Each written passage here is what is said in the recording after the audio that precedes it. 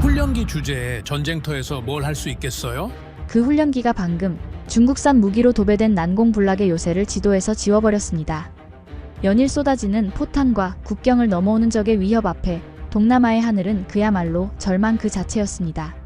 중국은 한국산 장난감으로는 어림없다며 비웃었고 전 세계 언론마저 태국의 패배를 점치던 그 절체절명의 순간 구름을 뚫고 내려꽂힌 금빛 독수리의 일격이 전장의 역사를 다시 썼습니다.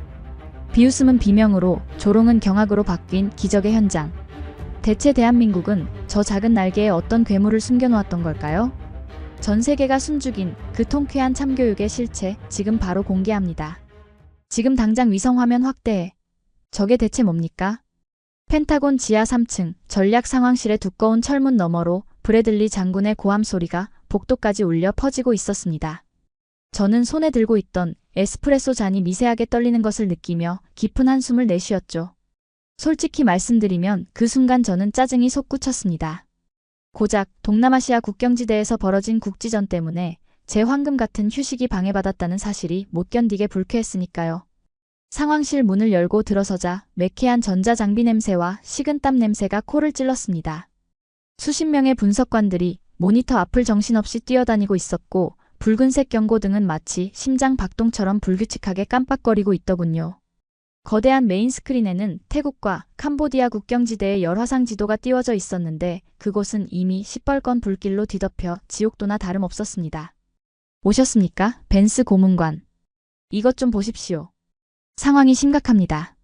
브래들리 장군은 핏발선 눈으로 저를 쳐다보며 위성사진 한 장을 내밀었습니다.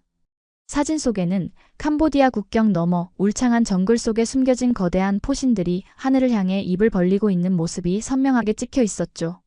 군사 전문가인 제 눈에는 단번에 들어왔습니다. 중국이 자랑하는 타입 90A 다연장 로켓 발사대였습니다. 중국 놈들이 작정했군요.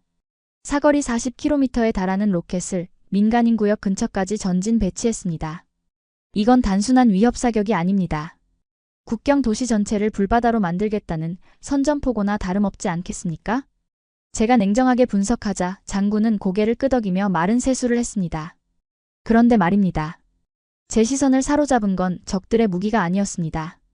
그 엄청난 화력 앞에 맞서고 있는 태국군의 대응 전력이 너무나 초라해 보였기 때문입니다.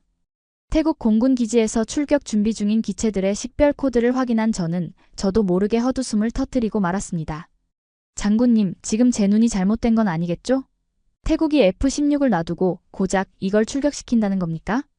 화면에는 T-50TH라는 코드가 선명하게 찍혀 있었습니다. 여러분도 아시다시피 그건 대한민국이 만든 훈련기입니다. 네, 맞습니다. 조종사들이 비행 연습이나 할 때 쓰는 그 조그만 비행기 말입니다. 저는 어이가 없어서 혀를 찼죠. 상대는 중국산 중화기로 무장했습니다. 게다가 저 350고지 요새는 웬만한 폭격에도 끄떡없는 천연 동굴 진지입니다. 그런데 훈련기로 전쟁을 하겠다니요. 자살행위나 다름없습니다. 제 혹독한 평가에도 불구하고 브래들리 장군은 묘하게 침묵을 지키더군요. 그는 뭔가 알고 있는 듯한 눈치였지만 제 상식으로는 도저히 납득할 수 없는 전술이었습니다. 현대전은 덩치 싸움이고 화력 싸움입니다. 체급이 다른 싸움판에 어린아이를 내보내는 꼴을 보고 있자니 태국 지휘부가 단체로 실성을 한 건 아닌가 싶을 정도였으니까요. 스크린 속 상황은 더욱 악화되고 있었습니다. 캄보디아 측에서 발사된 로켓들이 굉음을 내며 태국 국경 마을을 타격하기 시작했습니다. 펑, 펑 하는 둔탁한 폭발음이 위성 오디오를 통해 상황실 스피커로 생중계되었고 분석관들의 비명 섞인 보고가 빗발쳤습니다. 타겟 델타 구역 피격, 민간인 피해 발생, 적 포병 부대 2차 발사 준비 중, 재장전 시간 3분 예상됩니다. 아비규환의 현장이었습니다. 저는 팔짱을 낀 채 비극적인 결말을 예감하며 고개를 저었습니다. 미국이 개입하기엔 명분이 부족했고 태국 스스로 해결하기엔 역부족인 상황이었죠. 특히나 저런 장난감 같은 한국산 비행기로는 적의 털끝 하나 건드리지 못할 게 뻔했습니다. 그런데 그때였습니다. 태국 타클리 공군기지와의 통신 채널이 열리며 낯선 목소리가 스피커를 타고 흘러나왔습니다. 여기는 골든 이글 편대. 목표 지점까지 거리 120km. 작전 개시 승인을 요청한다. 저는 귀를 의심했습니다. 120km라니요? 통상적인 훈련기의 무장사거리는 길어야 수십 킬로미터에 불과합니다. 그런데 아직 목표물이 보이지도 않는 까마득한 거리에서 공격 승인을 요청하다니 조종사가 공포에 질려 헛소리를 하는 게 분명하다고 생각했습니다. 미치겠군요. 저 친구들 지금 어디로 날아가는 겁니까? 레이더에 잡히지도 않는 거리에서 뭘 어쩌겠다는 겁니까? 제가 빈정거리는 투로 말했지만 장군은 입을 굳게 다문 채 화면만 응시하고 있었습니다. 그 순간 화면 하단에 표시된 데이터 링크 정보가 미친 듯이 갱신되기 시작하더군요. 단순한 비행 경로 정보가 아니었습니다. 고도, 풍속, 습도, 심지어 지구의 자전 속도까지 계산된 복잡한 수학 공식들이 폭포수처럼 쏟아져 내리고 있었습니다. 솔직히 말씀드리면 그때까지만 해도 저는 그게 단순한 오류라고 생각했습니다. 한국 같은 작은 나라가 만든 비행기에 저런 고성능 연산장치가 달려있을 리 만무했으니까요. 그건 마치 유치원생 가방에서 양자물리학 논문이 나온 것과 같은 이치 아니겠습니까? 승인한다. 골든 이글 보여줘라. 태국 지휘부의 짧은 명령이 떨어지자마자 화면 속에 T-50TH 편대가 급상승 기동을 시작했습니다. 그리고 제 상식을 송두리째 뒤흔드는 장면이 연출되었습니다. 훈련기 날개 밑에 달려있던 둔탁하게 생긴 폭탄 하나가 투하되더니 마치 살아있는 생명체처럼 날개를 펴고 활공을 시작한 것입니다. KGGB? 한국형 GPS 유도폭탄? 옆에 있던 분석관이 놀란 목소리로 외쳤습니다. 저는 콧방귀를 뀌었죠. GPS 유도폭탄? 말은 그럴싸합니다. 하지만 미국의 JDAM 정도 되는 정밀도를 가지려면 천문학적인 기술과 비용이 들어갑니다. 한국이 흉내는 냈을지 몰라도 실전에서 그것도 저런 복잡한 산악 지형에서 제대로 작동할 리가 없다고 확신했습니다. 보나마나 엉뚱한 산비탈에 처박히겠군. 불쌍한 태국 친구들 비싼 폭죽놀이를 하는군요. 제 말이 끝나기도 전에 상황실의 메인 화면이 분할되면서 바다 위에 떠 있는 함정의 모습이 비쳤습니다. 태국 해군의 호위함이었습니다. 그런데 그 배의 레이더가 맹렬하게 돌아가며 하늘에 있는 전투기와 데이터를 주고받는 모습이 포착되었습니다. 데이터 링크? 훈련기가 해군 함정과 합동 작전을 한다고? 등골이 서늘해졌습니다. 이건 미군이나 나토군 정도 되는 최정예 군대만이 가능한 고난도 전술입니다. 하늘의 눈과 바다의 귀가 하나로 연결되어야만 가능한 그야말로 현대전의 꽃이라고 할 수 있는 시스템이죠. 저 조그만 한국산 비행기가 바다 건너 호위함이 보내주는 좌표를 실시간으로 받아먹고 있다는 뜻이었습니다. 하지만 저는 애써 그 불안감을 무시했습니다. 우연일 겁니다. 아니면 그저 통신 체크 정도겠죠. 제 20년 군사 경력을 걸고 장담하건대 아시아의 변방 국가가 이런 완벽한 시스템을 구축했을 리 없었습니다. 그건 미국의 자존심이 허락하지 않는 일이었으니까요. 충격에 대비하라. 탄착 10초 전. 스피커에서 긴박한 카운트다운이 시작되었습니다. 저는 팔짱을 풀지 않은 채 삐딱하게 서서 화면을 노려보았습니다. 그래, 어디 한번 보자. 내 놈들의 그 잘난 장난감이 산산조각 나는 꼴을 똑똑히 지켜봐 주마. 10, 9, 8. 숫자가 줄어들수록 상황실의 공기는 팽팽하게 당겨진 활시위처럼 긴장감으로 가득 찼습니다. 적들은 여전히 하늘을 보며 비웃고 있을 겁니다. 자기들 머리 위로 죽음의 그림자가 드리워진 줄도 모른 채 말입니다. 3, 2, 1. 그리고 마침내 350고지의 울창한 숲속 벙커 입구로 작은 점 하나가 빨려 들어가는 모습이 열화상 카메라에 잡혔습니다. 화면이 하얗게 전멸하는 순간 펜타곤 상황실에는 기이한 침묵만이 감돌았습니다. 굉음도 비명도 없었습니다. 그저 위성 화면 속 난공불락이라 여겨졌던 350고지의 벙커 입구가 붉은 섬광과 함께 내부로부터 맹렬하게 부풀어 오르는 모습만이 슬로 모션처럼 재생되고 있었죠. 잠시 후 둔탁한 진동이 데이터를 타고 전해져 왔습니다. 벙커 내부의 탄약고가 유폭을 일으키며 산 전체가 들썩이는 거대한 연쇄 폭발이 일어난 겁니다. 저는 들고 있던 에스프레소 잔을 내려놓는 것조차 잊은 채 입을 다물지 못했습니다. 솔직히 인정하겠습니다. 그건 제가 평생 봐온 그 어떤 정밀 타격보다도 완벽하고 잔인한 그야말로 외과 수술 같은 폭격이었습니다. 타겟 알파 완전 소멸. 생존 신호 제로. 적의 로켓 발사대 전량이 고철로 변했습니다. 분석관의 보고가 들려왔지만 브래들리 장군도 저도 아무런 대꾸를 할 수 없더군요. 여러분은 이해하시겠습니까?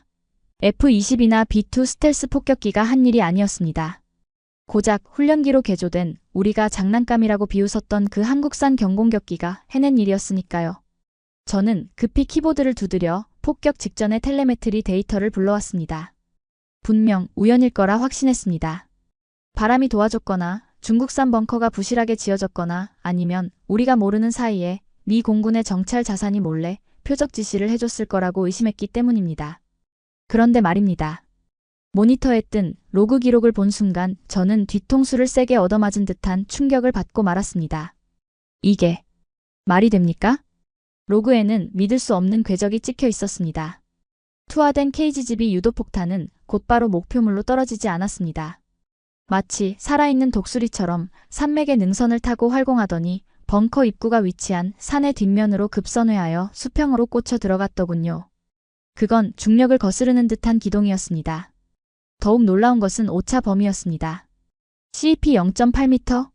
1m도 안 된다고? 저도 모르게 소리를 질렀습니다. GPS 교란이 극심한 산악 지형에서 그것도 저가형 유도 무기가 이런 말도 안 되는 명중률을 기록한다는 건 물리학적으로 불가능에 가까운 일입니다. 제 상식대로라면 이 데이터는 조작되었거나 오류여야만 했습니다. 하지만 화면 속의 350고지는 이미 검은 연기만 내뿜는 죽음의 땅으로 변해 있었죠. 벤스 고문관, 자네 생각은 어떤가? 아직도 저게 우연으로 보이나? 브래들리 장군의 질문에 저는 입술을 깨물었습니다. 자존심이 상했습니다. 세계 최강이라는 미군의 기술력으로도 저런 산악 지형에서의 핀포인트 타격은 쉽지 않습니다. 그런데 한국이 아시아의 작은 반도 국가가 이걸 해냈다는 사실을 인정하기 싫었습니다. 운이 좋았습니다. 럭키샷일 뿐입니다, 장군님. 한 번 성공했다고 해서 저 기체가 실전성이 입증된 건 아닙니다. 저는 애써 침착한 척하며 쏘아붙였습니다. 하지만 제 손은 이미 바쁘게 움직이고 있었습니다. 태국 공군의 전술망을 해킹해서라도 저 마법의 트릭을 밝혀내야겠다고 마음먹었으니까요. 그리고 그때 두 번째 충격적인 데이터가 제 모니터를 덮쳤습니다. 화면 한 구석에서 반짝이던 태국 해군 호위함 푸미폰 아두냐데탐의 데이터 링크 신호였습니다. 저는 그 신호를 역추적하다가 그만 의자에서 일어날 뻔했습니다. 그 배가 보내고 있는 암호화된 전술 데이터의 출처, 그게 바로 한국이었기 때문입니다. 설마 이 배도 한국산입니까? 급히 재원을 조회해보니 건조사는 DSM이, 즉 지금의 하나오션이었습니다. 머릿속이 복잡해지더군요. 하늘에는 한국산 전투기, 바다에는 한국산 호위함. 그리고 이 둘은 완벽한 하나의 팀처럼 유기적으로 연결되어 있었습니다. 호위함의 고성능 레이더가 적의 위치를 찍어주면 전투기는 보이지도 않는 곳에서 폭탄을 던지고 유유히 사라지는 방식. 이건 우리가 그토록 강조하던 네트워크 중심전의 완벽한 구현이었습니다. 빌어먹을. 우리가 수조 원을 쏟아부어 만든 시스템을 저들은 어떻게 저런 헐값에 구현한 겁니까? 배신감마저 들었습니다. 한국은 언제나 우리의 기술을 받아 쓰는 착한 학생인 줄 알았습니다. 그런데 그 학생이 어느새 선생의 머리 꼭대기에 앉아 우리가 가르쳐주지도 않은 기술로 방정식을 풀고 있었던 겁니다. 상황실의 분위기는 묘하게 반전되었습니다. 처음에 비웃던 분석관들도 이제는 경악을 넘어 공포 어린 눈빛으로 화면을 응시하고 있었습니다. 태국군 지휘부의 환호 소리가 스피커를 찢을 듯 울려 퍼졌지만 제 귀에는 그 소리가 마치 미국을 향한 조롱처럼 들렸습니다. 저는 더 이상 이 상황실에 앉아 모니터 쪼가리나 보고 있을 수 없었습니다. 데이터는 거짓말을 하지 않지만 때로는 데이터 뒤에 숨겨진 진짜가 있는 법입니다. 한국인들이 대체 무슨 짓을 꾸민 건지, 그들의 기술 뒤에 어떤 속임수나 불법적인 개조가 있었는지 제 눈으로 직접 확인해야만 했습니다. 그래야 이 찝찝한 패배감을 씻어낼 수 있을 것 같았으니까요. 장군님, 태국으로 가겠습니다. 제 돌발 선언에 장군은 놀란 눈으로 저를 쳐다보더군요. 지금 전장으로 가겠다는 건가? 위험해. 그리고 자네가 굳이 갈 필요가. 아니요, 가야겠습니다. 저게 진짜 실력인지 아니면 교묘한 사기극인지 제가 직접 검증해야겠습니다. 만약 저 기술이 진짜라면. 저는 잠시 말을 멈추고 여전히 불타오르고 있는 350고지의 영상을 가리켰습니다. 미국의 방산시장은 오늘부로 끝장날 수도 있습니다. 제가 가서 저 가짜 마법의 껍데기를 벗겨내고 오겠습니다. 장군은 잠시 고민하더니 굳은 표정으로 고개를 끄덕였습니다. 좋아. 마침 태국 타클리 공군기지에 나토 참관단 자격으로 접근할 수 있는 루트가 있네. 하지만 명심하게. 벤스. 자네가 보게 될 것이 무엇이든 감정에 휘둘리지 말고 팩트만 가져와. 걱정 마십시오. 팩트야말로 제가 가장 좋아하는 무기니까요. 저는 재킷을 챙겨 들고 상황실을 빠져나왔습니다. 복도를 걷는 제 발걸음 소리가 유난히 크고 날카롭게 울리더군요. 심장이 쿵쾅거렸습니다. 분노인지 호기심인지 아니면 설명할 수 없는 두려움인지 알 수 없었습니다. 하지만 한 가지는 확실했습니다. 이건 더 이상 태국과 캄보디아의 전쟁이 아니었습니다. 저 줄리안 벤스와 대한민국이라는 알 수 없는 나라와의 자존심을 건 한판 승부가 시작된 것입니다. 비행기 티켓을 예약하며 저는 혼잣말을 중얼거렸습니다. 기다려라, 코리아. 내 놈들의 미천을 낱낱이 드러내줄 테니까. 하지만 그때까지만 해도 저는 꿈에도 몰랐습니다. 제가 그곳에서 마주하게 될 진실이 제 인생을 송두리째 바꿔놓게 될 줄은 말입니다. 그로부터 14시간 뒤 저는 덥고 습한 공기가 훅 끼쳐오는 태국 타클리 공군기지의 활주로에 발을 내디뎠습니다. 비행기 문이 열리는 순간 마치 거대한 습식 사우나에 들어온 듯 끈적한 열기가 전신을 휘감았습니다.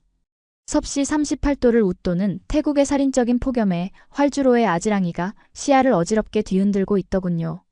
저는 손수건으로 이마에 맺힌 땀을 닦아내며 타클리 공군기지의 풍경을 훑어보았습니다. 솔직히 말씀드리면 저는 이곳에 도착하기 전 일종의 광란을 예상했습니다.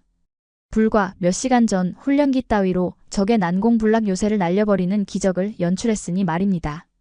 승리에 도취한 조종사들이 환호성을 지르고 기지 전체가 샴페인과 축제 분위기로 들썩여야 정상 아니겠습니까? 그런데 말입니다. 제 예상은 보기 좋게 빗나갔습니다. 활주로는 기이할 정도로 고요했습니다. 방금 작전을 마치고 복귀한 T-50TH 편대가 유도로를 들어오고 있었는데 그 움직임이 소름 끼칠 만큼 질서정연하더군요. 캐노피가 열리고 조종사들이 내려왔지만 누구 하나 주먹을 흔들거나 소리를 지르지 않았습니다.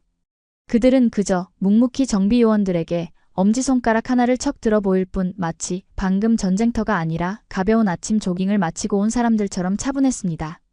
이게 말이 되나? 방금 전쟁을 치른 부대가 이렇게 침착하다고? 이질감이 느껴졌습니다. 이 기묘한 침묵은 단순한 군기 때문이 아니었습니다.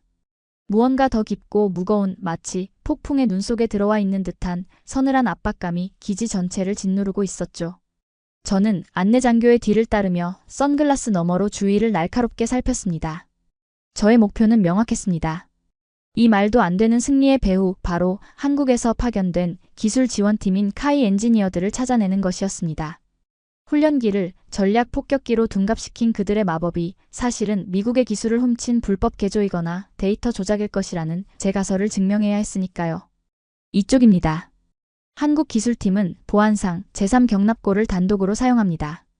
안내장교가 가리킨 곳은 활주로 구석에 위치한 낡은 경납고였습니다. 육중한 철문이 열리자 바깥의 소음이 거짓말처럼 차단되며 서늘한 냉기가 저를 맞이했습니다. 그리고 그 안에서 마주한 풍경에 저는 잠시 발걸음을 멈출 수밖에 없었습니다. 보통의 정비창이라면 락 음악과 기름 냄새, 거친 고함이 뒤섞여 있어야 했습니다. 하지만 그곳은 마치 대학교 도서관, 아니 초정밀 반도체 연구소처럼 섬뜩할 정도로 고요했습니다. 수십 명의 한국인 엔지니어들이 기체 주위에 개미떼처럼 붙어 있었는데 그들의 손놀림은 빠르면서도 기계처럼 정확하더군요. 좌측 날개 플랩 구동 모터, 반응 속도 0.01초 지연. 수정 바랍니다. 라저. 유압 센서 캘리브레이션 다시 잡겠습니다. 들리십니까? 그들은 서로 눈도 마주치지 않고 오직 데이터로만 대화하고 있었습니다. 승리의 흥분 따위는 찾아볼 수 없었고 오히려 시한폭탄을 해체하는 사람들처럼 비장해 보이기까지 했으니까요. 저는 그 기괴한 분위기를 뚫고 경납고 안쪽 임시 상황실로 걸어 들어갔습니다. 낡은 야전 침대와 산처럼 쌓인 컵라면 용기들. 그 쓰레기산의 중심에 한 남자가 앉아 있었습니다. 실례합니다. 펜타곤 전략 분석실에서 온 줄리안 벤스입니다. 제가 명함을 건넸지만 그는 고개조차 들지 않았습니다. 떡진 머리에 기름때 묻은 작업복 조끼. 가슴팍에 수석연구원박이라는 명찰이 달린 중년 사내였습니다. 그는 모니터에 띄워진 수천 줄의 코드를 훑어내리며 혼잣말을 중얼거렸습니다. 풍속 보정 알고리즘 오차가 0.003. 거슬리는군. 이러면 다음 타격 때 10cm 정도 밀릴 텐데. 저는 순간 말문이 막혔습니다. 100km 밖에서 1m 오차로 타격한 것도 기적인데 고작 10cm 때문에 머리를 싸매고 있다니요? 저는 헛웃음을 참으며 책상을 두드렸습니다. 박수성님, 제 말이 안 들리십니까? 그제야 그는 아주 귀찮다는 듯 천천히 고개를 들어 저를 바라보더군요. 충혈된 눈동자였지만 그 눈빛만큼은 섬뜩할 정도로 차갑고 건조했습니다. 마치 감정이 거세된 AI 로봇 같았죠. 아, 펜타곤. 얘기는 들었습니다. 그런데 보시다시피 제가 좀 바빠서요. 축하 인사를 받으러 온 거라면 번지수를 잘못 찾으셨습니다. 명백한 무시였습니다. 저는 자존심이 상했지만 짐짓 여유로운 척 맞은편 의자에 앉았습니다. 축하요? 글쎄요. 저는 확인을 하러 왔습니다. 솔직히 말해봅시다. 훈련기에 GPS 폭탄을 달고 산 뒤쪽을 타격했다. 그것도 첫 실전에서? 이게 상식적으로 가능합니까? 분명 트릭을 썼겠죠. 특수부대가 레이저 유도를 했거나 불법 증폭기를 썼거나. 제 도발에 박수석이 피식하고 씁쓸한 미소를 지었습니다. 트릭이라. 미국인들은 본인들이 못하면 남들도 못해야 한다고 믿더군요. 뭐라고요? 백문이 불여일견이니 직접 보시죠. 그가 가리킨 모니터에는 방금 전 폭격 상황을 기록한 KGB의 데이터 로그가 요동치고 있었습니다. 폭탄이 산 등성이를 넘는 순간 난기류를 만났습니다. 보통 폭탄이면 추락했을 겁니다. 하지만 우리 알고리즘은 0.05초 만에 날개 각도를 3.2도 틀어 자세를 바로잡았습니다. 누가 조종한 게 아닙니다. 폭탄 스스로 판단해서 살아남은 겁니다. 저는 마른 침을 삼켰습니다. 그의 말대로라면 이 폭탄은 지능을 가진 로봇이나 다름없었습니다. 하지만 여전히 믿기 힘들었습니다. 그 정도 연산 능력을 저 작은 폭탄에 넣으려면 슈퍼컴퓨터라도 달아야 합니다. 어떻게 그게 가능합니까? 그래서 밤을 새웠죠. 박수석은 식어버린 믹스커피 잔을 들며 덤덤하게 말을 이었습니다. 미국처럼 돈이 많았다면 비싼 센서를 썼겠죠. 하지만 우린 돈도 시간도 없으니까 대신 사람을 갈아 넣었습니다. 연구원들이 5년 동안 밥 먹고 코딩만 해서 센서의 한계를 소프트웨어 최적화로 뚫어버린 겁니다. 당신들이 1억 달러로 해결할 걸 우리는 1억 원과 코피로 해결했다는 뜻입니다. 코피로 해결했다. 그 투박한 단어가 제 가슴을 찔렀습니다. 하지만 저는 물러서지 않았습니다. 스토리는 좋군요. 하지만 이 데이터가 조작되지 않았다는 증거가 있습니까? 제 질문에 박수석은 처음으로 저를 정면으로 응시했습니다. 조작이요? 저기 창밖을 보시죠. 그가 가리킨 곳에는 방금 복귀한 T-50TH 1호기가 있었는데 기술자가 기체 아래쪽의 붉은 얼룩을 닦아내고 있었습니다. 버드 스트라이크입니다. 돌아오는 길에 새와 충돌했죠. 5cm만 옆이었어도 엔진이 터져 추락했을 겁니다. 그의 목소리가 낮게 깔렸습니다. 우린 목숨 걸고 탑니다. 조종사도 이걸 만든 우리도요. 우리한테 이 비행기는 팔아먹을 상품이 아니라 생존 그 자체입니다. 그런데 목숨이 오가는 판에 데이터를 조작할 여유가 있을 것 같습니까? 그의 묵직한 한마디에 저는 말문이 막혔습니다. 그것은 변명이 아닌 처절한 도끼였습니다. 하지만 여기서 물러설 순 없었습니다. 저는 준비해온 검은색 USB를 꺼내 책상 위에 올려놓았습니다. 좋습니다. 그 생존의 증거 제가 직접 검증해보죠. 태국 정부 허가하에 기체 메인 컴퓨터에 접속하겠습니다. 당신들의 피와 땀이 진짜인지 가짜인지 낱낱이 파헤쳐드리죠. 박수석은 망설임 없이 자신의 노트북을 제 쪽으로 돌려주더군요. 마음대로 하세요. 우린 숨길 게 없으니까. 그의 당당한 태도에 오히려 당황스러울 지경이었습니다. 저는 떨리는 손으로 USB를 꽂았습니다. 그리고 화면에 뜨는 폴더를 여는 순간 저는 다시 한번 숨을 멈출 수밖에 없었습니다. 그곳에는 제가 상상조차 하지 못했던, 아니, 일개 훈련기 개발 데이터라고 하기엔 너무나도 방대하고 집요한 광기의 기록들이 펼쳐져 있었기 때문입니다. 노트북 화면 가득 메운 푸른색 코딩 라인들이 마치 폭포수처럼 쏟아져 내리고 있었습니다. 저는 마른 침을 삼키며 마우스 휠을 굴렸지만 그 데이터의 끝은 보이지 않았습니다. 보통의 군사 소프트웨어라면 엄격하게 정리된 폴더 몇 개가 전부여야 했습니다. 그런데 이 한국산 노트북 안에는 마치 강박증 환자가 정리해 놓은 듯한 수만 개의 파일들이 질식할 정도로 빼곡하게 채워져 있더군요. 테스트 로그 실패 49,821.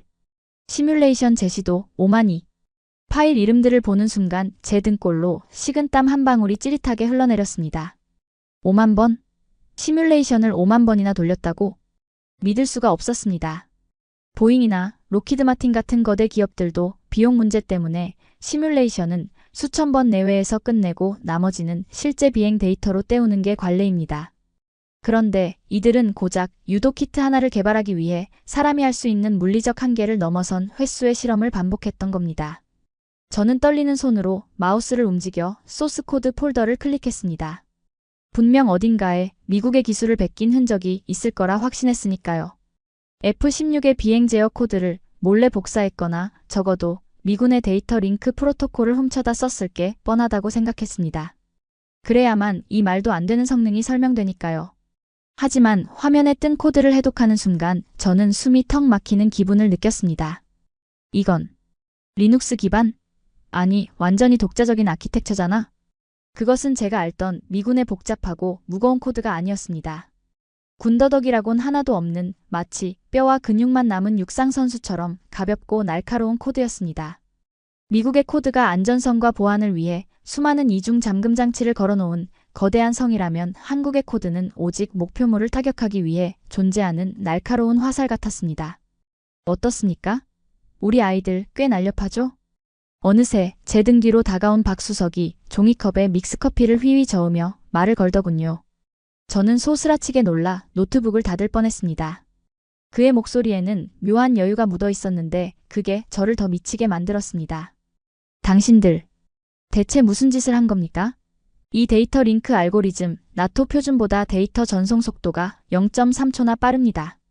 이건 물리적으로 불가능해요. 대역폭의 한계가 있는데 어떻게 이런 속도가 나옵니까? 제가 따지듯 묻자 박수석은 뜨거운 커피를 후루룩 마시며 덤덤하게 대답했습니다. 아, 그거요? 간단합니다. 불필요한 인사말을 뺐거든요. 인사말이라니요? 미제 데이터 링크는 서로 통신할 때마다 나 F-16이야, 너 누구니? 응, 나 관제탑이야 하는 식의 인증 패킷을 계속 주고받더군요. 예의는 바르지만 전장에서는 그 0.1초가 목숨을 가르지 않습니까? 그래서 우린 그 과정을 생략하고 바로 좌표부터 꽂아버리게 설계를 바꿨습니다. 한국 사람 성질 급한 건 아시죠? 저는 말문이 막혔습니다. 성질이 급해서 프로토콜을 뜯어고쳤다니. 이건 기술의 혁신이 아니라 위험천만한 도박에 가까웠습니다. 미친 짓입니다. 그러다 아군끼리 식별 오류라도 나면 어쩌려고. 그래서 5만 번 테스트했지 않습니까? 오류 확률 0.00001% 이하로 떨어질 때까지. 그는 아무렇지 않게 대꾸하고는 다시 자기 자리로 돌아가 앉았습니다. 저는 분노와 경외심이 뒤섞인 혼란스러운 감정을 느끼며 다시 노트북을 열었습니다. 인정할 수 없었습니다. 이건 우연히 얻어걸린 결과일 뿐이라고, 분명 치명적인 결함이 숨어 있을 거라고 제 자신에게 최면을 걸었습니다. 저는 타겟팅 시스템인 스나이퍼 포드와 연동된 KGB의 실제 타격 영상을 재생했습니다. 모니터 속에서 350고지의 벙커가 보였고 곧이어 하늘에서 떨어진 KGB가 화면을 가득 채웠습니다. 그런데 그 폭탄의 움직임이 기괴했습니다. 보통의 폭탄은 포물선을 그리며 떨어집니다. 하지만 이 녀석은 산맥의 능선을 만나자 마치 살아있는 뱀처럼 몸을 비틀어 상승 기류를 탔습니다. 그건 단순한 활공이 아니었습니다. 바람의 흐름을 읽고 그 흐름에 올라타 사거리를 억지로 늘리는 비행이었습니다. 드리프트? 폭탄으로 드리프트를 한다고? 제 입에서 헛웃음이 터져나왔습니다.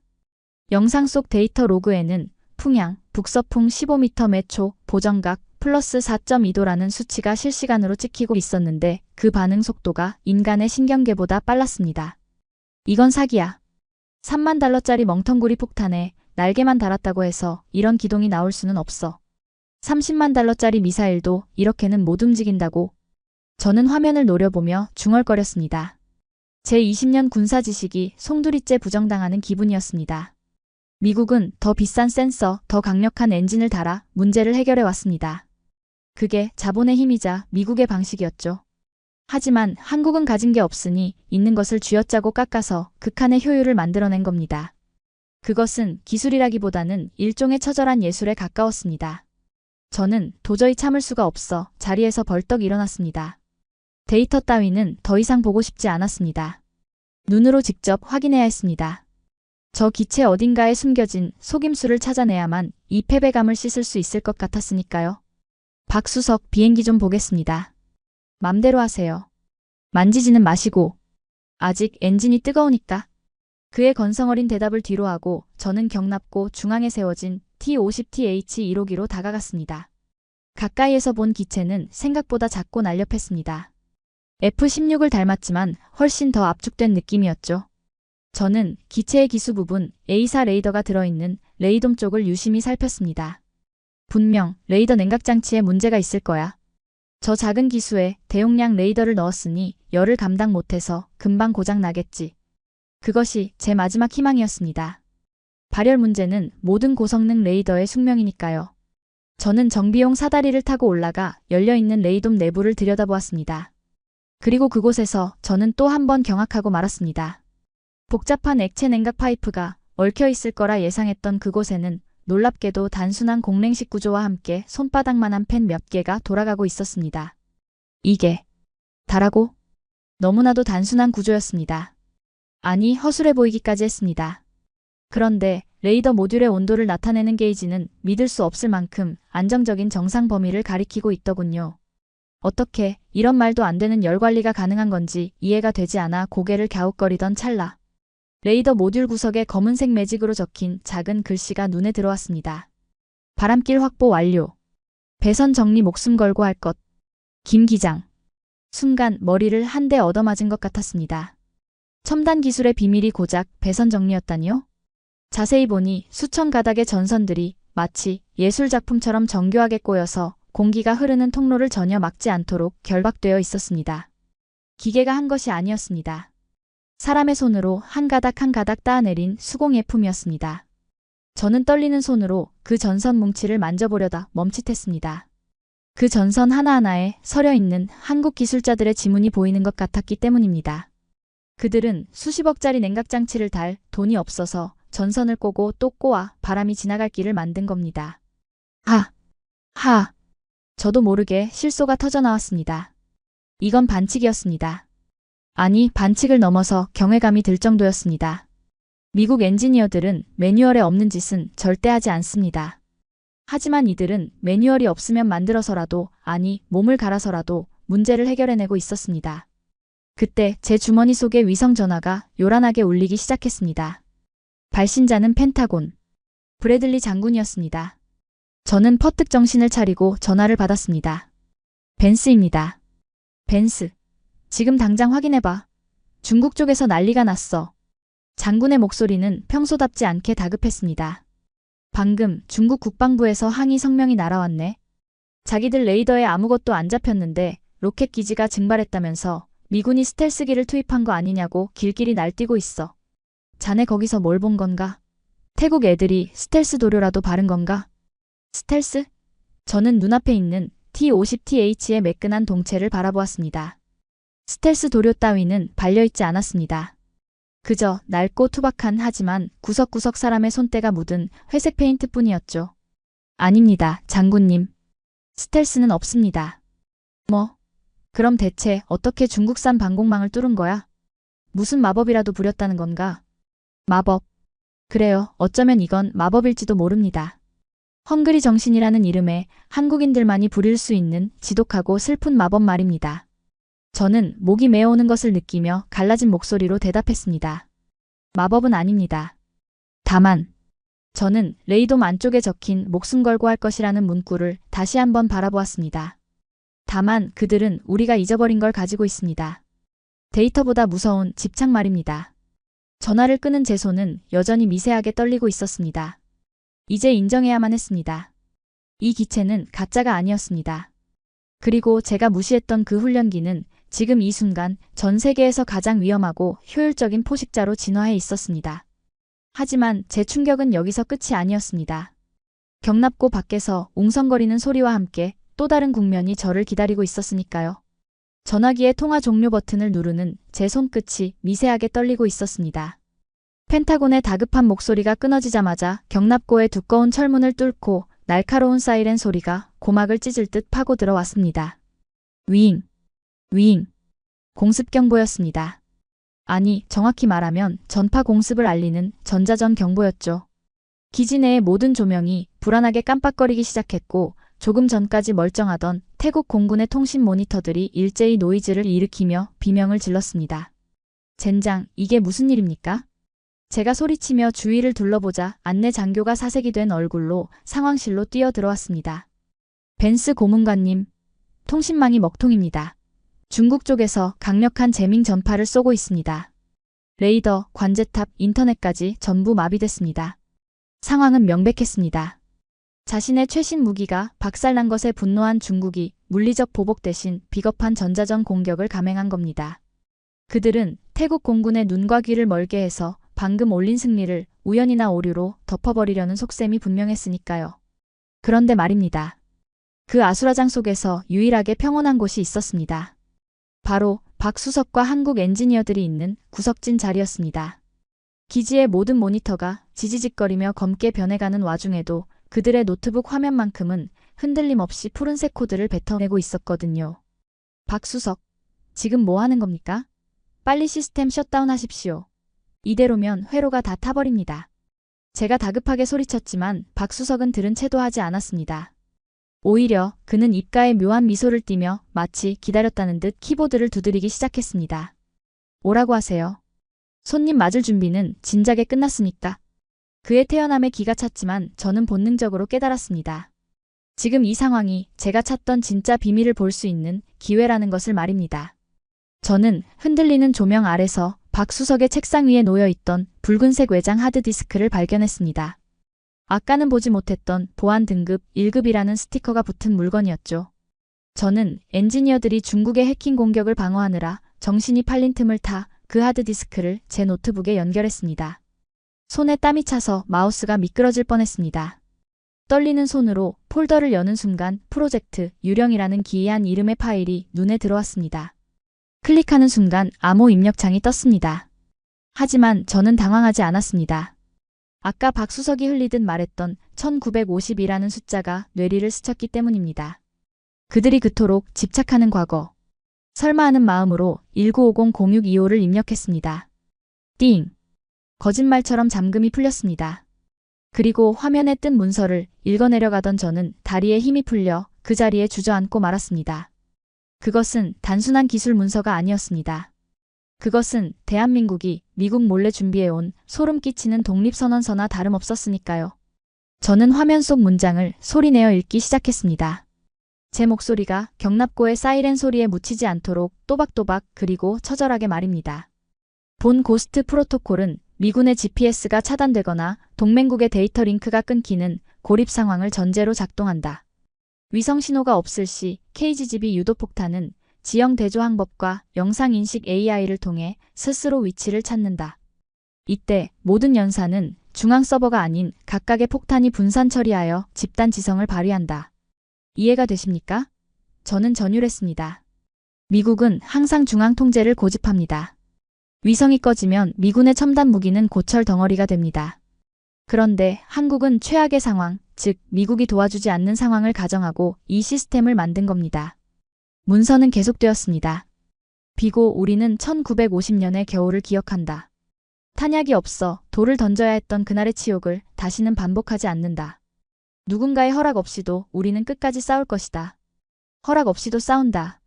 그 문장이 비수처럼 제 가슴을 찔렀습니다. 제가 그동안 한국을 말 잘 듣는 동생 정도로 생각했던 것이 얼마나 오만했는지 뼈저리게 깨닫는 순간이었습니다. 그들은 미국의 우산 아래 숨어있던 게 아니었습니다. 언젠가 그 우산이 접힐 날을 대비해 비바람을 맨몸으로 뚫고 나갈 방수복을 짜고 있었던 겁니다. 그거 대회비인데? 등 뒤에서 서늘한 목소리가 들려왔습니다. 소스라치게 놀라 뒤를 돌아보니 박수석이 무표정한 얼굴로 저를 내려다보고 있더군요. 저는 도둑질을 들킨 아이처럼 당황했지만 이내 하드디스크를 꽉 쥐며 물었습니다. 이게 뭡니까? 미국 몰래 이런 걸 개발했다고요? 이건 한미 상호 방위 조약 위반일 수도 있습니다. GPS 없이 독자 작전이 가능한 무기라니 대체 누굴 겨냥해서 만든 겁니까? 제 추궁에도 박수석은 눈 하나 깜짝하지 않았습니다. 오히려 그는 경납고 천장에 붉은 비상등을 올려다보며 덤덤하게 말했습니다. 누굴 겨냥한 게 아닙니다. 누굴 믿지 못해서 만든 거지. 그게 누굽니까? 중국? 북한? 아니요. 그는 시선을 천천히 내려 제 눈을 똑바로 응시했습니다. 때로는 친구가 가장 무서운 법이니까요. 벤스 씨, 당신네 나라가 언제까지 우리를 지켜줄 거라 생각합니까? 베트남에서 그랬듯, 아프간에서 그랬듯, 이익이 없으면 언제든 떠날 수 있는 게 미국 아닙니까? 그의 말문이 막혔습니다. 반박할 수 없었습니다. 그것은 동맹이라는 허울 좋은 이름 뒤에 숨겨진 냉혹한 국제정치의 현실이었으니까요.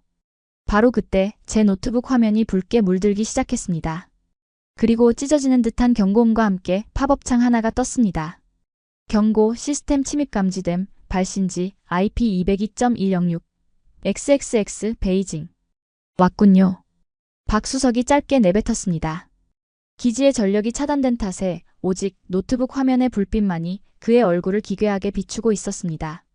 벤스 씨, 지금부터 일어나는 일은 펜타곤에 보고하지 않는 게 좋을 겁니다.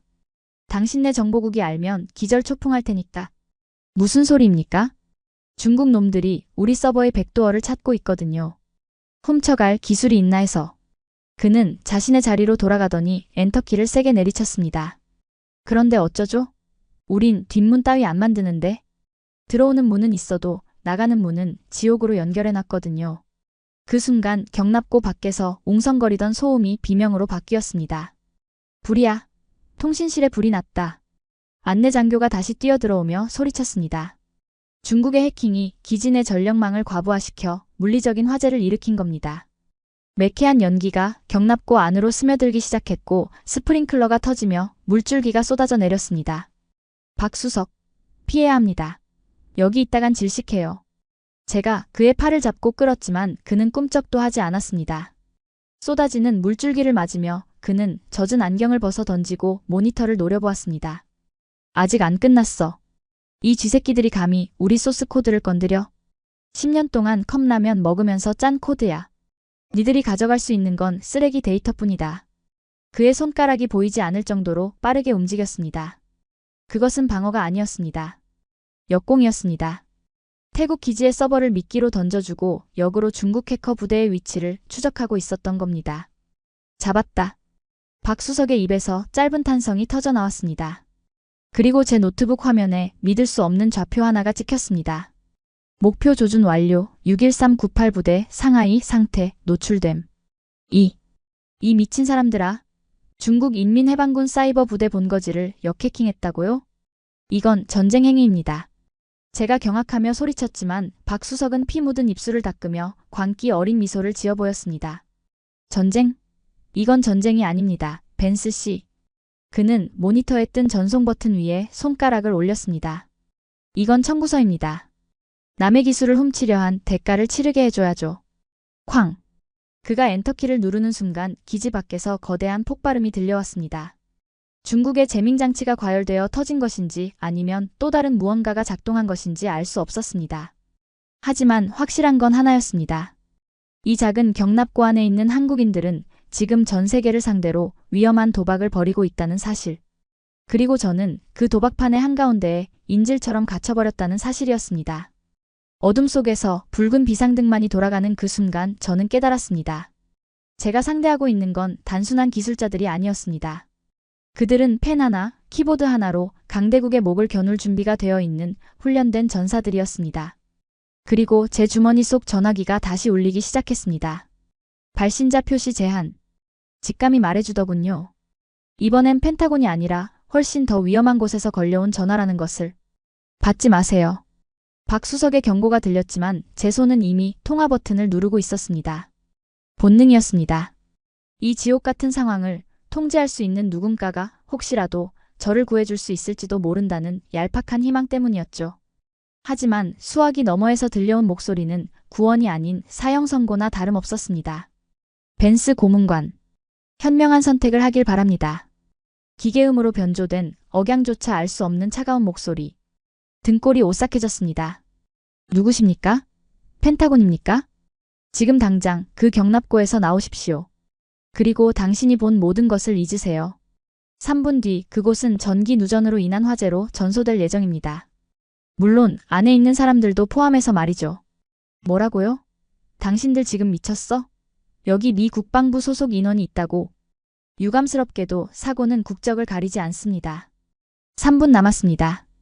뚝. 전화는 끊어졌습니다. 저는 멍하니 휴대폰을 내려다보았습니다. 전소? 사고사? 그제야 퍼즐이 맞춰지더군요. 중국 혹은 그들과 결탁한 검은 세력은 단순히 해킹으로 끝낼 생각이 없었습니다. 그들은 증거를 인멸하기 위해 이 경납고 자체를 물리적으로 지워버릴 작정이었습니다. 박수석, 나가야 합니다. 놈들이 여길 불태우겠답니다. 이건 협박이 아니라 통보예요. 제가 고함을 지르며 박수석의 어깨를 잡아챘습니다. 천장에선 스프링클러가 미친 듯이 물을 뿜어내고 있었고 바닥은 이미 발목까지 물이 차올라 첨벙거렸습니다.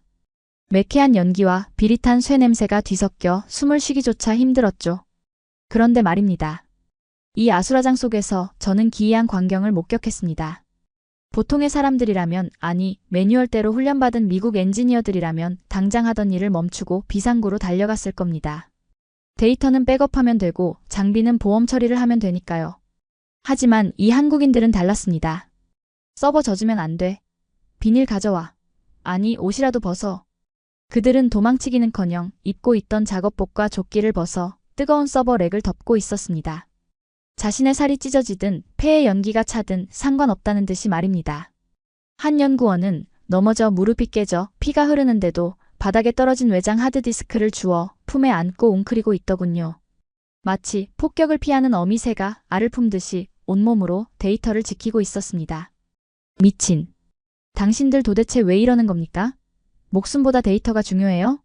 제가 멱살을 잡고 흔들어도 박수석은 꿈쩍도 하지 않았습니다. 물에 젖은 그의 흰 와이셔츠가 등판에 달라붙어 있었는데 저는 그 순간 얼어붙고 말았습니다. 얇은 셔츠 위로 드러난 그의 등에는 오래전 화상을 입은 듯한 흉측한 흉터가 지도처럼 그려져 있었기 때문입니다. 그는 제 손을 거칠게 뿌리치며 소리쳤습니다. 당신 눈에는 이게 데이터 쪼가리로 보이겠지. 하지만 이건 우리 시간이야. 지난 10년 우리 동료들이 청춘을 바치고 가정을 포기하고 심지어 목숨까지 깎아서 만든 시간이라고. 그의 안경 너머로 흐르는 것이 빗물인지 눈물인지 분간할 수 없었습니다. 미국은 돈으로 기술을 사지만 우린 목숨으로 기술을 샀어. 여기서 도망치면 우린 다시 1950년으로 돌아가는 거야. 깡통 찬거지가 돼서 남의 나라에 손이나 벌리는 그 시절로 돌아가느니 차라리 여기서 죽는 게 나아. 그 처절한 일깔에 저는 머리를 쇠망치로 얻어맞은 듯 멍해졌습니다. 그제야 이해가 되더군요. 이들에게 방산기술은 비즈니스가 아니었습니다. 그것은 생존이었고 다시는 짓밟히지 않겠다는 피해 맹세였습니다. 그때 경납고 밖에서 육중한 충돌음이 들려왔습니다. 쿵, 쿵. 누군가 트럭으로 철문을 들이받고 있었습니다. 놈들이 들이닥친 겁니다. 안내장교는 이미 겁에 질려 구석에 주저앉아 있었고 비무장 상태인 엔지니어들은 독 안에 든 쥐나 다름없었습니다. 젠장, 진짜로 죽이러 왔군. 저는 주위를 두리번거렸습니다. 무기가 될 만한 것이라곤 묵직한 스패너 몇 개뿐. 절망적이었습니다. 그런데 바닥에 뒹굴던 박수석의 가방에서 낡은 대학노트 한 권이 툭 튀어나와 젖은 바닥에 펼쳐졌습니다. 저는 무심코 그 노트를 집어들었습니다. 물에 젖어 잉크가 번져 있었지만 꾹꾹 눌러 쓴 글씨는 선명하게 남아있더군요. 그것은 기술 문서가 아니었습니다. 2018년 12월 24일 크리스마스 이브. 오늘도 집에 못 갔다. 딸아이에게 산타 할아버지가 못 가서 미안하다고 전화를 했다. 아이가 울었다. 나도 울었다. 하지만 멈출 수 없다. 이 센서가 완성되지 않으면 내 딸은 나중에 남의 나라 눈치를 보며 살아야 하니까. 2021년 7월. 김 박사가 쓰러졌다. 과로란다. 병상에 누워서도 코딩 걱정을 한다. 미친놈. 근데 나도 미친놈이다. 우리가 미쳐야 나라가 산다. 실패. 또 실패. 4999번째 실패. 손가락에 감각이 없다. 하지만 괜찮다. 우리에겐 아직 내일이라는 시간이 있으니까. 노트를 읽어내려가는 제 손이 덜덜 떨리기 시작했습니다. 페이지마다 붉은 펜 자국, 커피 얼룩, 그리고 말라붙은 핏자국이 점점이 박혀 있었습니다. 이것은 연구 일지가 아니었습니다. 이것은 유서였습니다. 매일매일 죽음을 각오하고 쓴 처절한 투쟁의 기록이었습니다. 저는 그동안 제가 엘리트라고 자부했던 삶이 부끄러워 견딜 수가 없었습니다. 저는 펜타곤의 안락한 의자에 앉아 모니터 속 숫자로 전쟁을 논했습니다. 하지만 이들은 이 차갑고 더러운 바닥에서 가족에 대한 미안함과 조국에 대한 부채감을 안고 피를 토하며 싸우고 있었던 겁니다. 고스트 프로토콜의 놀라운 성능 뒤에는 슈퍼컴퓨터도 AI도 아닌 바로 이 인간의 도끼가 숨어 있었습니다. 쿵, 쾅, 굉음과 함께 경납고의 철문이 찌그러지며 틈이 벌어졌습니다. 그 틈 사이로 시퍼런 서치라이트 불빛과 함께 검은 복면을 쓴 무장괴한들의 모습이 보였습니다. 놈들은 총구를 겨누며 진입을 시도하고 있었습니다. 다 끝났어. 우린 여기서 죽을 거야. 안내장교가 울부짖었습니다. 하지만 박수석은 젖은 머리카락을 쓸어넘기며 비틀거리면서 일어서더군요. 그의 손에는 아까 그 붉은 외장 하드디스크가 들려 있었습니다. 벤스 씨. 그가 저를 불렀습니다. 그의 눈빛은 더 이상 지친 중년의 연구원이 아니었습니다. 전장에 선 장수의 눈빛이었습니다. 당신은 미국인이니까 놈들도 함부로 못할 겁니다. 이걸 가지고 나가세요. 그가 하드디스크를 제 가슴에 거칠게 떠밀었습니다. 이게 뭡니까? 우리 아이들의 미래. 그리고 대한민국이 당신들에게 보여주고 싶었던 진짜 실력의 원본입니다. 놈들이 노리는 건 이겁니다. 이걸 뺏기면 우린 다 잃는 겁니다. 당신은요? 당신은 어쩔 겁니까? 제 질문에 그는 찌그러진 철문 쪽을 바라보며 스패너 하나를 집어들었습니다. 전 여기서 시간을 벌겠습니다. 내가 만든 자식들인데 갈 때 가더라도 애비로서 지켜는 줘야지 않겠습니까? 미친 짓이었습니다. 스패너 하나로 총을 든 용병들을 막겠다고요? 하지만 저는 그를 말릴 수 없었습니다. 그의 등 뒤로 보이는 수십 명의 엔지니어들 또한 도망치는 대신 각자 쇠파이프나 공구를 집어들고 박수석의 뒤로 모여들고 있었기 때문입니다. 그들은 알고 있었습니다. 자신들이 무너지면 대한민국 하늘의 주권도 무너진다는 것을. 가세요. 어서. 박수석의 고함 소리와 함께 괴한들이 철문을 부수고 난입하기 시작했습니다. 사격 개시. 한 놈도 남기지 마. 탕, 탕, 탕. 총성이 경납고를 울리고 유리창이 깨져 파편이 쏟아졌습니다. 저는 이를 악물고 뒷문 쪽으로 달리기 시작했습니다. 제 품에 안긴 하드디스크가 불덩이처럼 뜨겁게 느껴졌습니다. 등 뒤에서 들려오는 한국인들의 비명과 고함 소리가 제 심장을 후벼 팠지만 저는 돌아보지 않았습니다. 아니, 돌아볼 수 없었습니다. 제가 해야 할 일은 단 하나. 이들의 피눈물이 헛되지 않게 하는 것. 이 진실을 세상에 폭로하여 놈들의 더러운 음모를 박살내는 것뿐이었습니다. 빗속으로 뛰쳐나온 저는 어둠 속에 숨겨둔 렌터카를 향해 미친 듯이 질주했습니다. 하지만 제 마음속에선 이미 거대한 변화가 일어나고 있었습니다. 저는 더 이상 방관자가 아니었습니다. 그날 밤 태국 타클리의 빗줄기 속에서 미국인 줄리안 벤스는 죽었습니다. 그리고 대한민국이라는 나라의 가장 강력한 증인이 새로 태어났습니다. 하지만 시련은 끝이 아니었습니다. 시동을 거는 제 차 앞을 거대한 그림자 하나가 가로막고 있었으니까요. 쾅! 둔탁한 파열음과 함께 세상이 뒤집혔습니다. 제 앞을 가로막은 거대한 그림자는 유령이 아니었습니다. 중국 용병들이 타고 온 검은색 SUV가 제 렌터카의 측면을 그대로 들이받은 것입니다. 에어백이 터지며 화약 냄새가 코를 찔렀고 깨진 유리 파편이 비오듯 쏟아져 내렸습니다. 저는 비명조차 지르지 못했습니다. 귀에서는 삐 하는 이명소리만이 날카롭게 울렸고 흐릿해진 시야 사이로 복면을 쓴 사내들이 차에서 내리는 모습이 보이더군요. 그들의 손에 들린 소총의 총구가 저를 향하고 있다는 것을 본능적으로 직감했습니다. 여기서 끝인가? 죽음의 공포가 엄습했습니다. 하지만 그 순간 제 가슴팍에서 느껴지는 딱딱하고 뜨거운 이물감. 바로 박수석이 맡긴 외장 하드디스크가 저를 깨웠습니다. 놈들에게 잡히면 저도 죽고 이 안에 담긴 한국인들의 피눈물도 영원히 묻히게 됩니다. 저는 찢어진 이마에서 흐르는 피를 닦을 새도 없이 반대편 조수석 문을 발로 차고 밖으로 굴러 떨어졌습니다. 저쪽에 있다. 잡아. 빗속을 뚫고 고함 소리가 들려왔습니다. 저는 네 발로 기어서 도로 옆에 울창한 정글숲으로 몸을 던졌습니다. 진흙탕에 얼굴을 쳐박고 가시덤불에 양복이 찢겨나가는 고통을 느끼면서도 저는 짐승처럼 기고 또 기었습니다. 펜타곤의 엘리트, 나토의 전략가라 불리던 줄리안 벤스가 야생동물보다 못한 꼴로 진흙바닥을 뒹굴게 될 줄은 꿈에도 몰랐으니까요. 얼마나 기었을까요? 등 뒤에서 들려오던 추격자들의 발소리와 고함이 빗소리에 묻혀 희미해질 무렵 저는 거대한 바나나 잎 아래 웅크린 채 거친 숨을 몰아쉬었습니다. 온몸이 덜덜 떨렸습니다. 추위 때문이 아니었습니다. 그것은 압도적인 무력감 때문이었습니다. 으아! 먼 곳에서 타클리 기지 쪽에서 거대한 폭발음과 함께 시뻘건 불기둥이 치솟아오르는 것이 보였습니다. 놈들이 기어이 경납고를 폭파한 겁니다. 박수석, 김 기장, 그리고 이름 모를 젊은 엔지니어들. 스패너 하나를 들고 저를 보내주던 그들의 마지막 모습이 주마등처럼 스쳐 지나갔습니다. 저는 젖은 흙바닥을 주먹으로 내리쳤습니다. 비겁한 놈. 나는 비겁한 놈이야. 자괴감이 쓰나미처럼 밀려왔습니다. 저는 도망쳤습니다. 그들이 목숨을 걸고 시간을 벌어주는 동안 저는 제 목숨 하나 부지하겠다고 쥐새끼처럼 도망쳐 나온 겁니다. 제가 평생 떠들어대던 정인이, 동맹이니 하는 말들이 얼마나 가볍고 역겨운 위선이었는지 뼈저리게 느껴지더군요. 제 꼴을 보십시오. $3,000짜리 아르마니 양복은 진흙범벅이 되었고 손톱은 흙대로 새까맣게 변해 있었습니다. 이것이 제 실체였습니다. 화려한 넥타이와 명함 뒤에 숨어있던 나약하고 비겁한 한 인간일 뿐이었습니다. 그냥 다 포기할까? 악마의 속삭임이 들려왔습니다.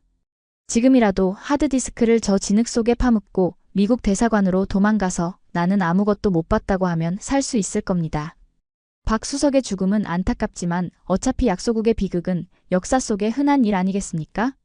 제가 그들을 위해 죽어야 할 이유는 없었습니다. 그렇게 합리화를 하며 눈을 감으려던 찰나 제 품속에서 미세한 진동이 느껴졌습니다. 방수팩에 넣어둔 제 군용 노트북이었습니다. 충격으로 전원이 켜진 것인지 아니면 다른 이유인지 화면이 희미하게 빛나고 있더군요.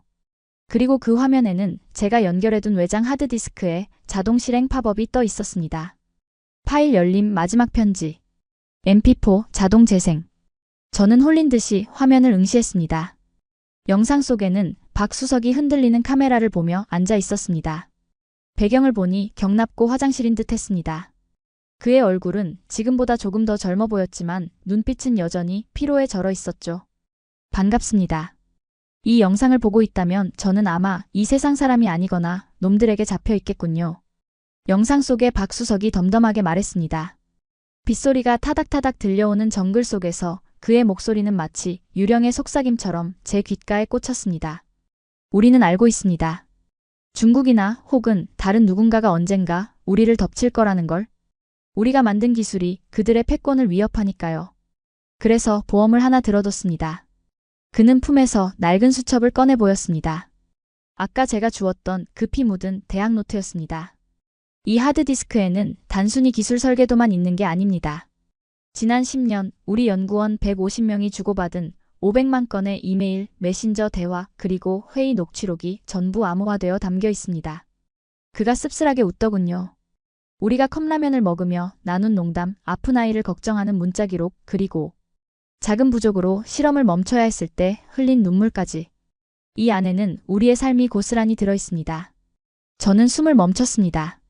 그들은 알고 있었습니다. 자신들이 죽으면 기술은 뺏길 수 있어도 그들이 치열하게 살았던 증거만큼은 남겨야 한다는 것을. 이 영상을 보는 당신이 누구든 부탁합니다. 이 데이터를 세상에 뿌려주십시오. 우리가 위대한 무기를 만들어서가 아닙니다. 우리가 포기하지 않았다는 것, 돈도 힘도 없는 나라의 기술자들이 마지막 순간까지 존엄을 지키려 했다는 것. 그것만은 알리고 싶습니다. 화면 속의 박수석이 카메라 렌즈를 뚫어져라 쳐다보며 말했습니다. 마치 지금 이 진흙탕 속에 처박힌 저와 눈을 맞추려는 듯이 말입니다. 당신이 미국인이든 유럽인이든 상관없습니다. 당신도 누군가의 아버지이고 아들이지 않습니까? 그렇다면 알 겁니다. 가족을 지키기 위해 칼을 든 가장의 마음을요. 부디. 우리 아이들이 살아갈 세상은 힘센 놈이 약한 놈을 짓밟는 세상이 아니길 바랍니다. 영상은 지직거리는 노이즈와 함께 끝났습니다. 어둠이 내려앉은 정글. 빗줄기는 더욱 거세지고 있었습니다. 하지만 제 뺨을 타고 흐르는 것은 빗물이 아니었습니다. 저는 노트북을 끌어안고 짐승처럼 오열했습니다. 소리를 내면 들킬까봐 입을 틀어막고 꺽꺽거리는 신음만 토해냈습니다. 부끄러웠습니다. 너무나도 부끄러워서 견딜 수가 없었습니다. 저는 그들을 가성비 좋은 무기를 만드는 하청업체 정도로 생각했습니다. 하지만 그들은 저보다 훨씬 더 거대한 거인들이었습니다. 그들은 무기를 만든 게 아니라 자신들의 영혼을 갈아 넣어 조국의 방패를 만들고 있었던 겁니다. 개자식들. 제 입에서 나직한 욕설이 새어나왔습니다. 박수석을 죽음으로 몰아넣은 중국 놈들에게? 아니요. 방관했던 저 자신, 그리고 이 모든 것을 알고도 침묵했던 강대국들의 위선에 대한 분노였습니다. 저는 진흙투성이가 된 소매로 눈물을 거칠게 닦아냈습니다. 그리고 다시 노트북 화면을 보았습니다. 하드디스크의 폴더 중에 유령 프로토콜 업로드 EXE라는 실행 파일이 눈에 들어오더군요. 이게 뭐지? 저는 떨리는 손가락으로 파일을 클릭했습니다. 그러자 화면에 세계 지도가 펼쳐지더니 믿을 수 없는 광경이 벌어졌습니다. K방산 네트워크에 연결 중. 거점 1 폴란드 FA50PL 활성화. 거점 2 필리핀 FA50PH 활성화. 거점 3 UAE 천궁2 활성화. 태국뿐만이 아니었습니다. 폴란드, 필리핀, UAE, 이집트. 대한민국이 무기를 수출했던 전 세계 모든 국가의 서버에서 응답 신호가 들어오기 시작했습니다.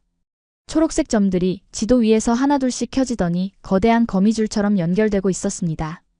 이건 설마? 저는 전율했습니다. 박수석이 말한 고스트 프로토콜은 단순한 독립작전 시스템이 아니었습니다. 그것은 전 세계에 퍼져 있는 한국산 무기들이 서로를 인식하고 위기 상황 시 데이터를 공유하는 거대한 연대였습니다. 한국의 중앙 서버가 파괴되는 순간 이 프로그램은 전 세계에 퍼진 한국 무기들을 백업 서버로 인식하여 박수석이 지키려던 그 모든 데이터를 분산 저장하고 있었던 겁니다. 업로드 상태 98%, 99%. 완료. 12개국에서 데이터 확보됨. 진실은 절대 죽지 않는다. 화면에 뜬 진실은 죽지 않는다라는 문구를 보는 순간 제 심장 박동이 미친 듯이 빨라지기 시작했습니다. 그들은 죽지 않았습니다. 경납고는 불탔고 박수석의 육신은 쓰러졌을지 몰라도 그들의 영혼이 담긴 데이터는 이미 국경을 넘어 전 세계로 퍼져나가고 있었습니다. 중국이 경납고 하나를 태웠을 때 한국인들은 이미 전 지구를 자신들의 하드디스크로 만들어버린 겁니다. 하. 어둠 속에서 저도 모르게 광기 어린 웃음이 터져나왔습니다. 이것이 한국이었습니다. 짓밟으면 밟힐수록 더 넓게 퍼져나가는 잡초. 아니, 불태우면 태울수록 더 멀리 날아가는 민들레 홀씨 같은 사람들. 저는 진흙탕 속에서 비틀거리며 일어섰습니다. 흙탕물이 뚝뚝 떨어지는 양복을 털어내지도 않은 채 저는 노트북을 닫고 빗속을 응시했습니다. 더 이상 두려움은 없었습니다. 제 등 뒤에는 지금 전 세계 12개국에 퍼진 한국의 유령들이 서 있었으니까요. 제 눈빛은 10분 전 겁에 질려 도망치던 폐잔병의 그것이 아니었습니다. 들리나, 베이징? 저는 허공을 향해, 아니, 저 멀리서 저를 찾고 있을 살인자들을 향해 나직하게 읊조렸습니다. 너희는 오늘 건드리지 말아야 할 것을 건드렸어. 너희가 태운 건 일개 경납고가 아니야. 전 세계를 뒤덮을 도화선에 불을 붙인 거라고. 저는 주머니에서 위성 전화기를 꺼냈습니다. 그리고 펜타곤이 아닌 제 개인적인 인맥 중 가장 영향력 있는 CNN의 수석국장에게 전화를 걸었습니다. 신호음이 가는 동안 저는 빗물에 젖은 박수석의 하드디스크를 가슴에 품고 다짐했습니다. 이 싸움 제가 끝낼 것입니다. 박수석님이 스패너로 시간을 벌어주셨으니 이제는 제가 펜과 마이크로 놈들의 심장을 찌를 차례였습니다. 여보세요? 줄리안? 새벽 3시에 무슨 일이야? 수화기 너머로 잠에 취한 목소리가 들려왔습니다. 저는 깊게 심호흡을 하고 제 인생을 건 한마디를 내뱉었습니다. 방송 준비해. 지금부터 내가 보낼 파일은 백악관과 베이징을 동시에 날려버릴 핵폭탄이니까. 위성신호 연결 확보. 5초 전. 4, 3. CNN 국장의 떨리는 카운트다운 소리가 인이어를 통해 귓가에 울렸습니다. 저는 빗물과 진흙으로 엉망이 된 렌터카의 보닛 위에 노트북을 올려놓고 웹캠의 렌즈를 옷소매로 거칠게 닦아냈습니다. 칠흑 같은 어둠 속 유일한 조명이라곤 노트북 화면에서 나오는 푸르스름한 빛뿐이었죠. 제 몰골은 그야말로 지옥에서 돌아온 악귀나 다름없었을 겁니다. 하지만 상관없었습니다. 진실을 말하기에 이보다 더 완벽한 분장은 없을 테니까요. 큐.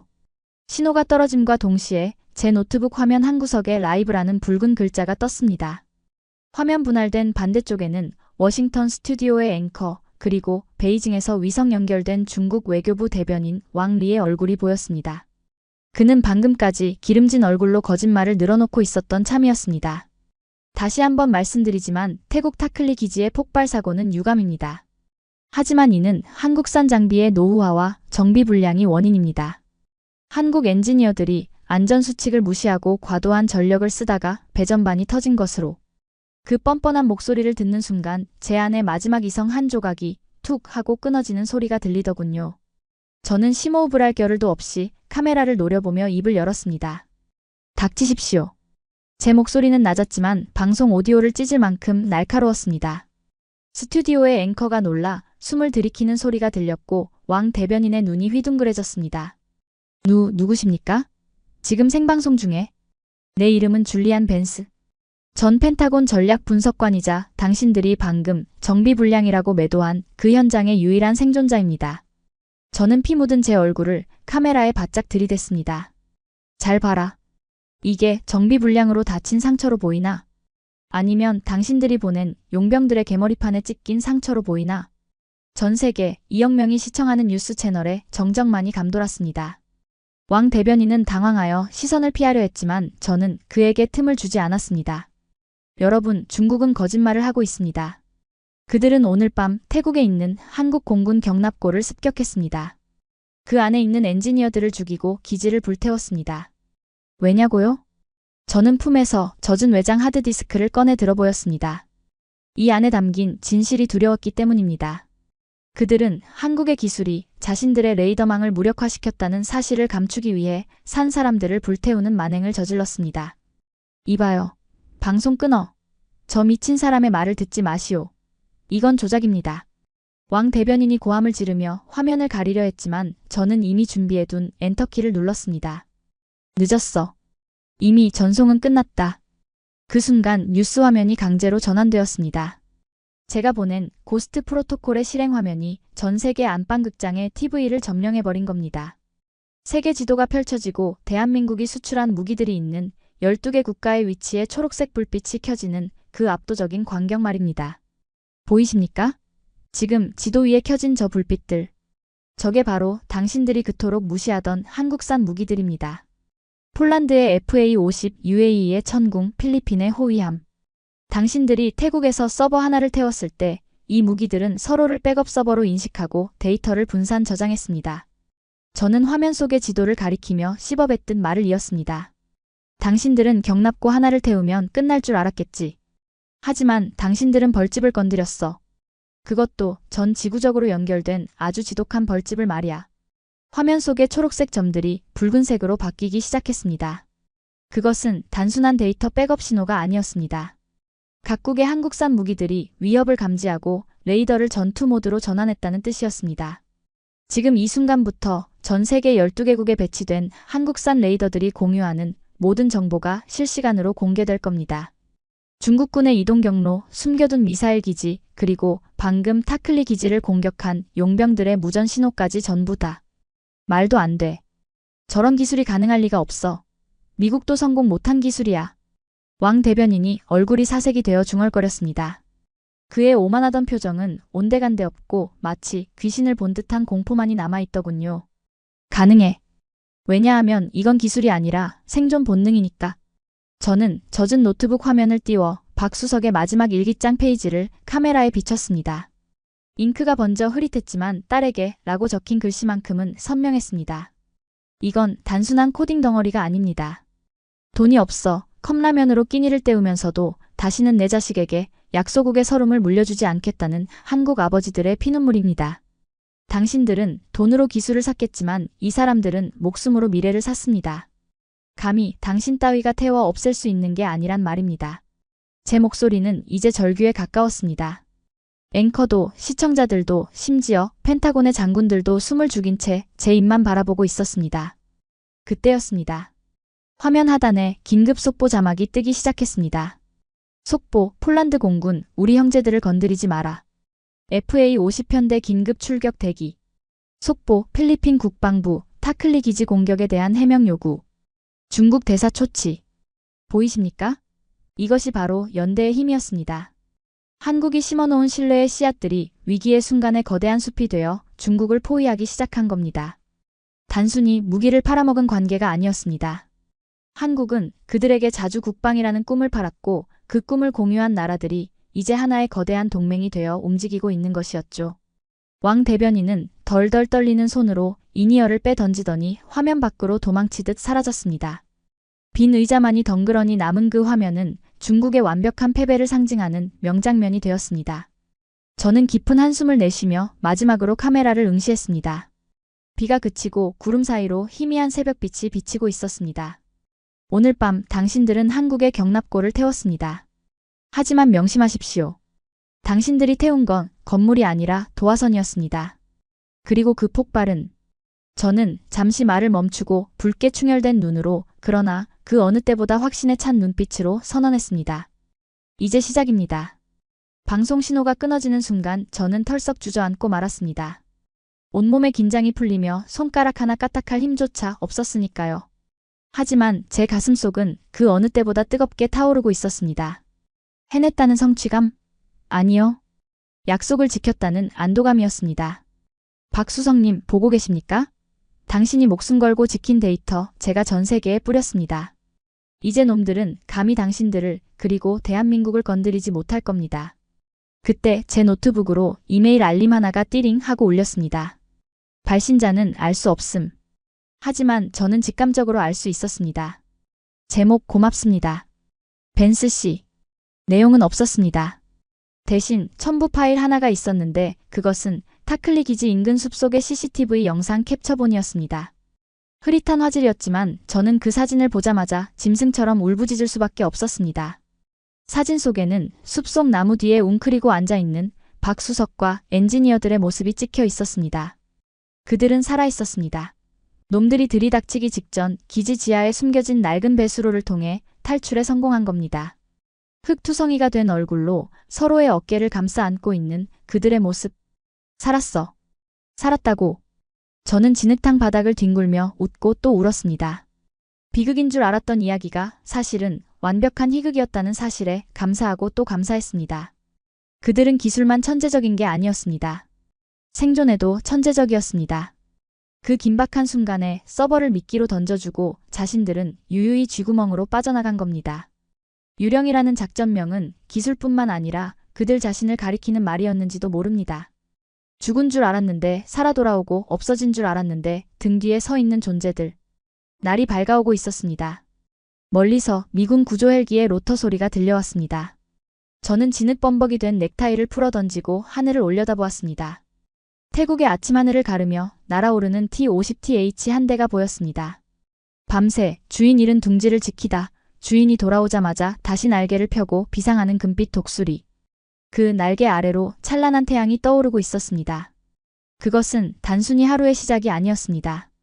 대한민국 방산이 아니 대한민국이라는 나라가 세계의 변방에서 중심으로 비상하는 새로운 역사의 여명이었습니다.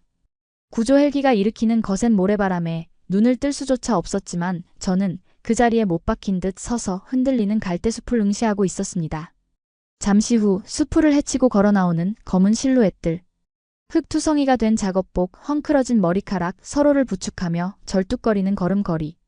영웅이라기엔 너무나 처참한 몰골이었지만 제 눈에는 그들이 세상 그 어떤 군대보다 위대해 보였습니다.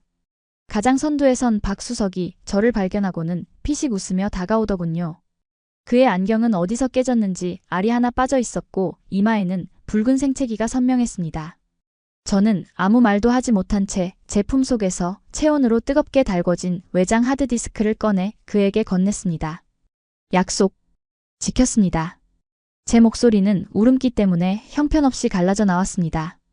박수석은 그 하드디스크를 받아들더니 흙 묻은 옷소매로 쓱쓱 문질러 주머니에 넣었습니다.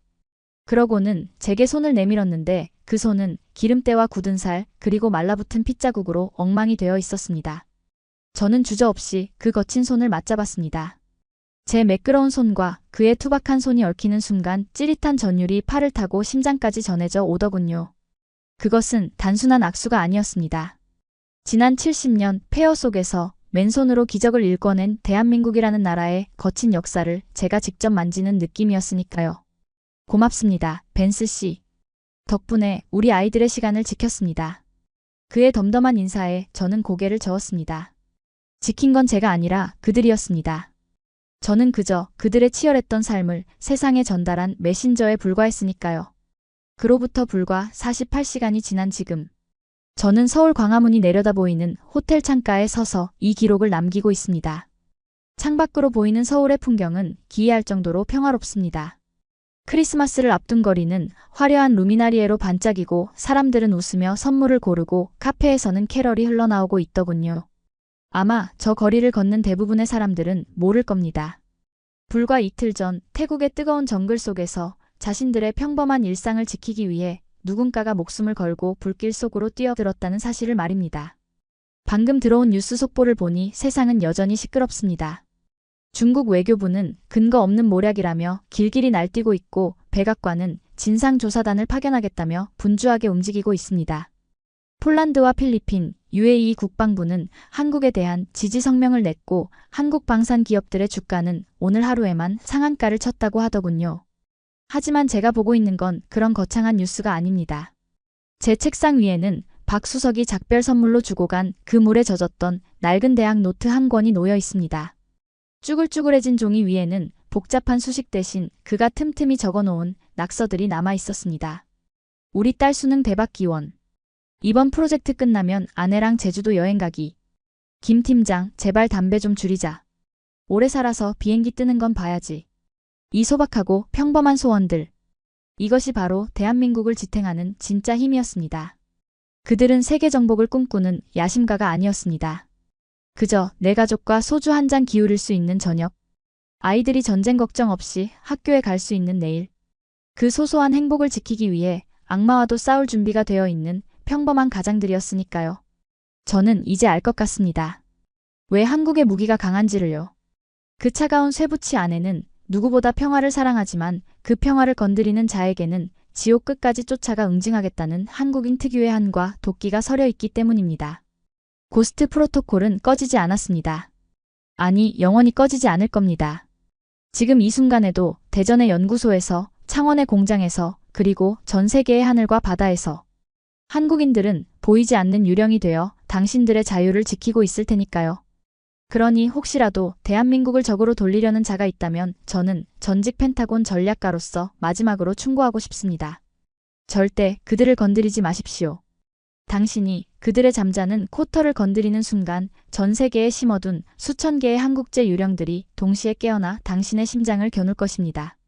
마치 그날 밤의 타클리 경납고처럼 말입니다. 지금까지 서울에서 줄리안 벤스였습니다. 오늘 이야기 어떠셨습니까? 단순한 훈련기인 줄 알았던 FA-50. 그 작은 날개 뒤에 숨겨진 우리 아버지들의 피와 땀, 그리고 동맹을 넘어선 뜨거운 연대의 현장. 가슴 한구석이 묵직해지지 않으십니까? 우리가 누리는 오늘의 평화는 공짜로 주어진 것이 아닙니다. 보이지 않는 곳에서 밤을 지새우며 때로는 목숨을 걸고 기술을 지켜낸 수많은 박수성님들이 있었기에 가능한 기적이었습니다. 지금 이 순간에도 대한민국의 영공과 영예, 그리고 머나먼 이국 땅에서 국위를 선양하고 계신 모든 국군 장병과 방산 역군들께 진심 어린 경의를 표합니다. 오늘 영상이 여러분의 가슴을 뜨겁게 했다면 구독과 좋아요, 그리고 자랑스러운 대한민국을 응원하는 따뜻한 댓글 부탁드립니다. 여러분의 소중한 댓글은 우리 기술자들에게 큰 힘이 됩니다. 저는 더 가슴 벅찬 소식으로 다시 찾아오겠습니다.